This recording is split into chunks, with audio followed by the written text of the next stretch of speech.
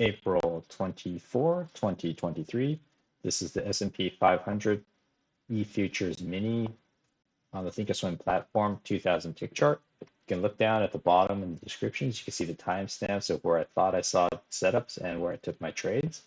This is what the chart looked like today. I was unfortunately unable to trade for the last few days, so there were no videos. And I think I had, since I had so much time off, when I came back, I was probably a little too eager. So I took a few trades that were not wise. And also, I think something's not running well with the ThinkOrSwim platform. Now, this is the trades that I saw. These are the trades that I took. I took a total of 7 trades. Unfortunately, I got red on 4 of them, and I only got 3 that were green. So it was kind of a slow day today. As you can see, the high was 41.64 and 41.33. So it was in a kind of a big, gigantic trading range, and there were a few channels that trended up and trended down. So it looked like it only had one big move from the pre-market, consolidation, sell-off, and then it kind of rallied back. So I'm going to go through the trades rather quickly. The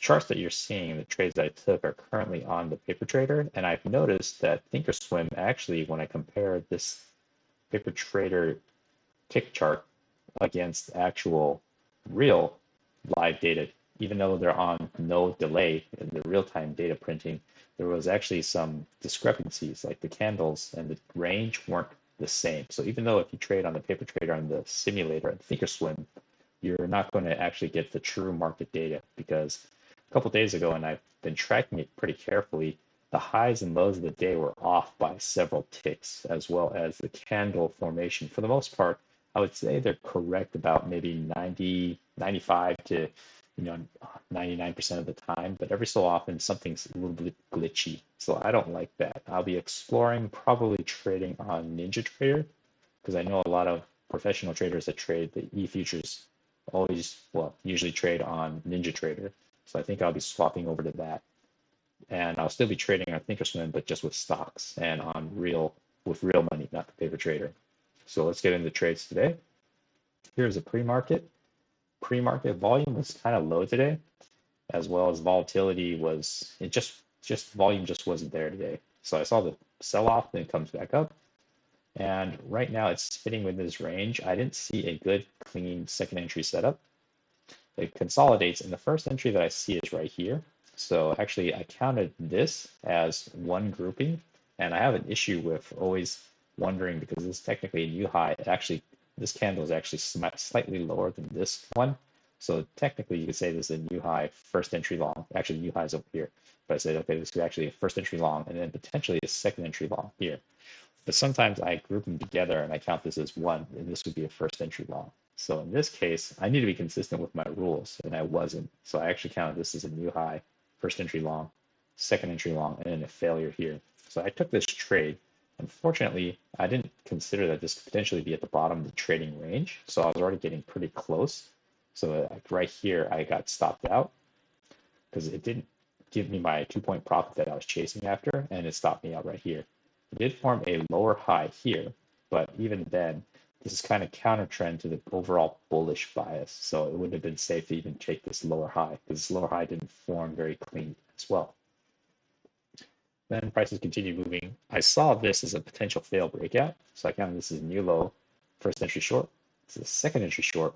So I counted this as a second entry short and potentially a fail breakout. Now, when I took this loss, I was getting greedy. My usual rule is to take 2 points, but I wanted to clear up this loss. So I was aiming for more than 2 points. And when I entered, it was just one tick under here. That was a pretty good entry. And it's, I felt like it would have enough room to push all the way to the bottom.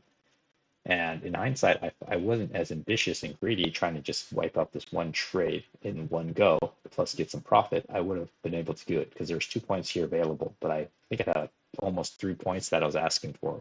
And asking for 3 points would actually have pushed it closer to the bottom here. So on a counter trend trade, on a clearly bullish kind of uptrend right now, I should have just taken that more carefully. So this is unnecessary to have taken this as a red. The prices continue chopping. Then it makes a new high, makes first entry long, makes a second entry long. I put it in the shortened trend channel. It comes out as the first break. and it continues back low. So it made a new extreme. Then prices continue moving up. Now this is what I consider a no setup, no real reason trade. So I saw this, I saw it move down here. This dotted line is the midline of this larger pre-market trading range. And the reason this is the reason I labeled this as a no reason trade is because even though there's an EMA rejection and I'm thinking I'm going with trend, I decided to take this trade, which wasn't really correct because this is just potentially just a first entry short. There's no second entry short. This isn't even a failed first entry long. So I took this trade without really thinking, and I think I was just kind of amped up from this and just seeing things. Plus, I wasn't able to trade for the last few days, so I think I was just a buildup of. I think I was just too eager. I was impatient.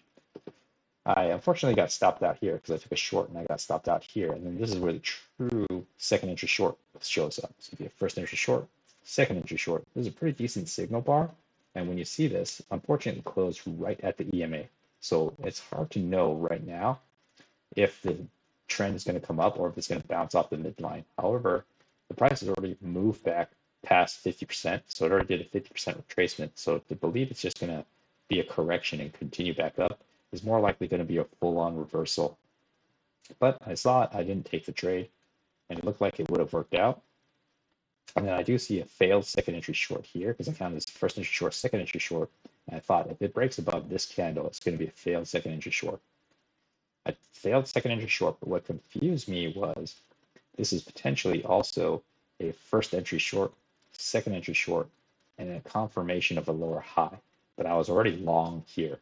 So I wasn't stopped out yet, but when I saw that, that kind of threw me for a loop, and I knew I shouldn't have taken this setup, and it wasn't quite super clean, because even if this is a failed second entry short, it should have broke above this guy. And even then, when this bar closed so bearish, this just wasn't a good clean setup. I shouldn't have taken it, and unfortunately, as you can see, I get stopped out right here, because my stop was one tick below.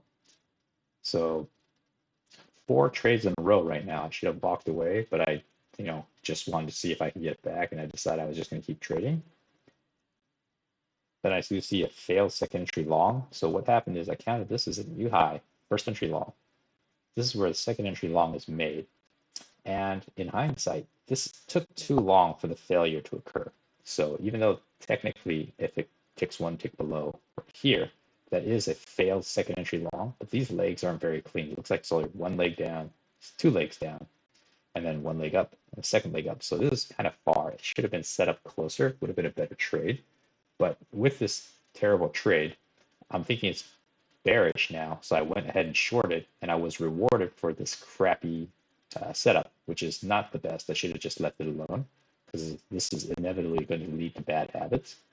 But I think I already just had a lot of bad habits and a lot of bad trading happening already today. So the first green trade of 4 previous red trades.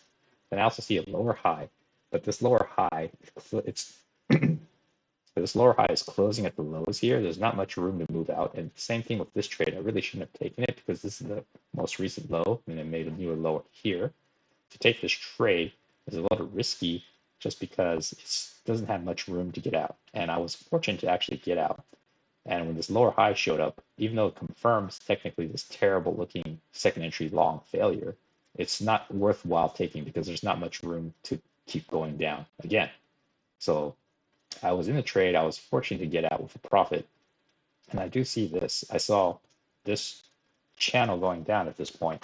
It had 1 confirmation, 2 confirmation, 3, potentially a 4th one. And I decided, I think there's a trend, even though it's not a strong trend, a bearish sell-off. So I decided to take a trade here. I counted it as a failed breakout, even though it's not really quite a trading range. The signal bar is not that great because this is bullish signal bar. And I was able to get out with a quick scalp. The prices continue moving down. EMA is holding. Price action was kind of looking a little bit, it was slowing down for sure. It's kind of a slow day. There was no news, economic news items that came out. I saw a new low here, first entry short, second entry short, and technically it bounced right off the EMA, but I just didn't like the setup just because the signal bar is too doji-ish. Prices continue moving down. Now it's breaking back up. It's testing this yet again. So I'm pretty confident this descending trend channel is pretty firm. So I was just looking to see if it's going to come back down to here. And coming back down, it does touch. Then it bounces up, and now it's hitting here. So now I'm reluctant to take a short because I see all these green bars. So maybe it's going to have an overshoot, then come back down. But it's also a new low here. So I'm also not looking to go long or short. I'm just kind of sitting on my hands. Prices come up. I draw the short and trend channels. The first break, it moves up, pulls back, and I think, now this isn't really the proper way to thinking. It was a break of this short and trend channel. It already made a new high, so it already tested the extreme. But I was thinking it might have one more push up. Now, whether that's a valid reason to think that or not, I don't think I should have thought that because it's too far from the EMA. So this is kind of a risky, not high probability trade, and it just wasn't safe because this extreme was already made. I should have just waited to see how price action played out. And I was lucky to kind of get out on the top right here for my quick scalp. Price came down. If I kept my stop here, went for more points, I wouldn't have gotten stopped out. But I'm trying to keep developing my rules to make sure I just get the quick scalp and move on and not be greedy. So that was my last trade. And then I just kind of continued watching the price action keep moving. Kind of moves down, keeps going up. I don't see any good clean setups. Prices are slowing down for sure because you can tell from where my crosshair is. This is 10 o'clock Pacific Standard all the way here. So this is actually one whole hour of price action, but on a 2000 tick chart, there isn't much happening. So right here. So you can see how many candles there are.